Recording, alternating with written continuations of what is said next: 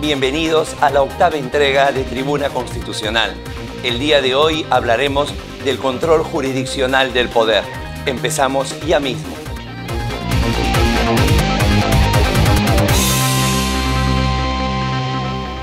La razón de ser de todo Estado constitucional de derecho es, sin lugar a dudas, el control del poder. Sin embargo, cuando hablamos de poder, generalmente lo primero que se viene a la mente es el poder ejecutivo y el poder legislativo. Son los poderes políticos los encargados de tomar las decisiones de gobierno, pero sobre todo de construir la legalidad y la constitucionalidad de un país. A partir de allí es que sea necesario que ambos poderes, en su ámbito legiferante, sean controlados por otro poder. Y ese poder, sin lugar a dudas, es el Poder Judicial. Y en algunos casos, el Poder Judicial más el Tribunal Constitucional, según el diagrama o el diseño jurisdiccional que se tenga. De tal forma que así tenemos el control jurisdiccional del poder. Cuando nosotros definitivamente pasamos las páginas de la historia, damos una mirada hacia atrás, nos encontramos que este control jurisdiccional del poder va a pasar por tres momentos fundamentales. El primero de ellos, el llamado control de legalidad, fundamentalmente propio del siglo XIX. El segundo, el control de constitucionalidad, más bien atornillado en el siglo XX. Y por último, el que hoy conocemos bajo el nombre del control de convencionalidad, que viene desde el epílogo del siglo XX, pero que su desarrollo y su apogeo se ha desarrollado en este siglo XXI.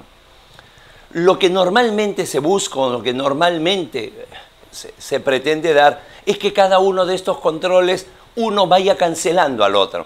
Sin embargo, estos controles de legalidad, constitucionalidad y convencionalidad no se han ido cancelando con el paso del tiempo y con la aparición de uno nuevo. Al contrario, se han ido acumulando. De tal manera que hoy podemos encontrar dentro de un ámbito del control de una norma expedida por el Ejecutivo o el Legislativo, al mismo tiempo un control de legalidad, uno de constitucionalidad y si no, uno de convencionalidad.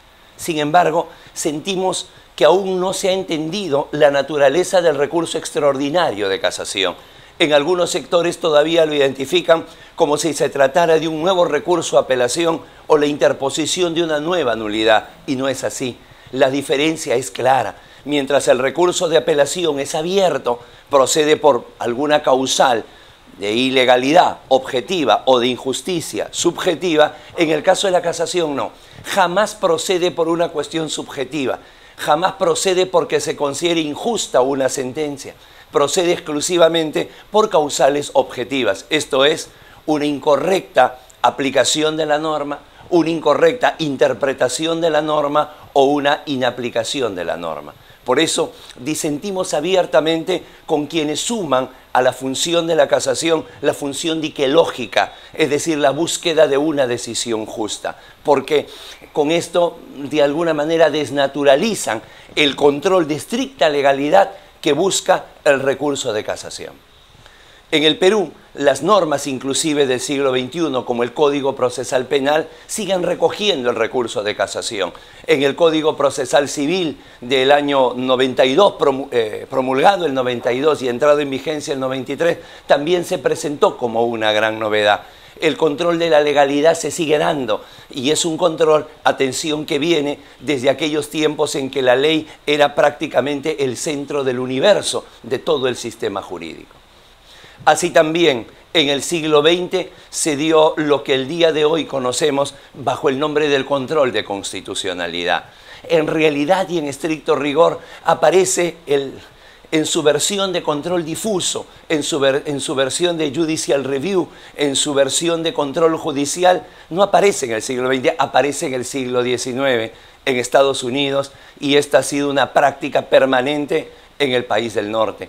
Desde aquel famoso caso de Madison versus Marbury en 1803 hasta esta última decisión del juez James Robards, con el cual se ha podido detener aquel veto que estableció el recientemente asumido presidente de los Estados Unidos contra 7 países de origen islámico. el control difuso, si bien es cierto, aparece en el siglo XIX, se va a contagiar y se va a extender hacia todo el mundo jurídico en el siglo XX.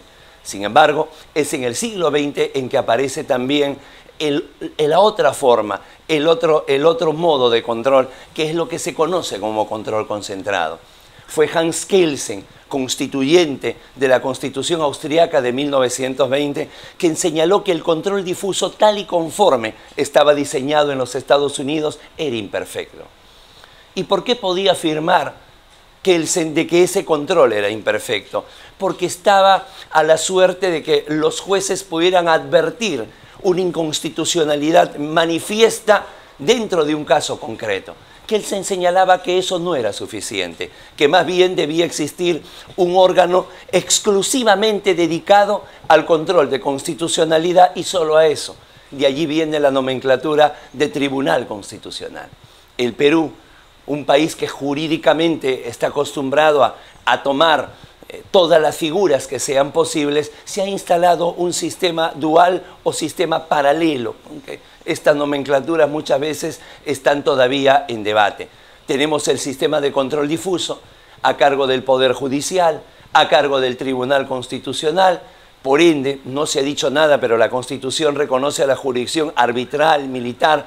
Por lo tanto, entendemos que allí también puede darse, y el sistema de control concentrado a través del proceso de inconstitucionalidad que está a cargo de manera uninstancial en el Tribunal Constitucional. Hay mucho todavía que analizar sobre estos temas. En efecto, en el caso peruano, el tema del control difuso a cargo de entidades administrativas ha tenido marchas y contramarchas. Hay precedentes constitucionales que señalaban la obligatoriedad de los órganos administrativos en sus procedimientos sancionatorios, en sus procedimientos regulares, que puedan ejercer el control difuso. Más tarde se ha dado marcha atrás y esta decisión ha sido aplaudida.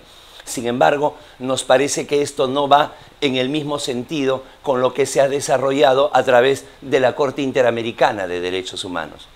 Y en ese sentido nos estamos refiriendo al control de convencionalidad. Desde el caso Arellano-Almonacid versus Chile hasta nuestros días, lo que la Corte Interamericana ha pergeñado es que el control de convencionalidad no solamente esté a cargo de jueces, no solamente esté a cargo de los administrativos, sino que esté a cargo de cualquier órgano que tenga una cuota de poder. Esto definitivamente es algo todavía que se viene desarrollando. Más allá de las discrepancias que se tengan, más allá de esos desencuentros o esas desinteligencias, creo yo que en lo que todos estamos de acuerdo es que el poder tiene que ser controlado. Toda aquella cuota de poder que disfrace la arbitrariedad de discrecionalidad o que establezca una cortina de defensa que diga esta es mi autonomía, señores, es un atentado muchas veces minúsculo, muchas veces disimulado y a veces imperceptible, que va enviciando el Estado constitucional de derecho. En la medida que el control jurisdiccional del poder se fortalezca en nuestro país y en Latinoamérica, estaríamos yendo así, con estos vaivenes, con estas marchas y contramarchas, pero estaremos sumando para democracias más sólidas y para un verdadero Estado constitucional de derecho.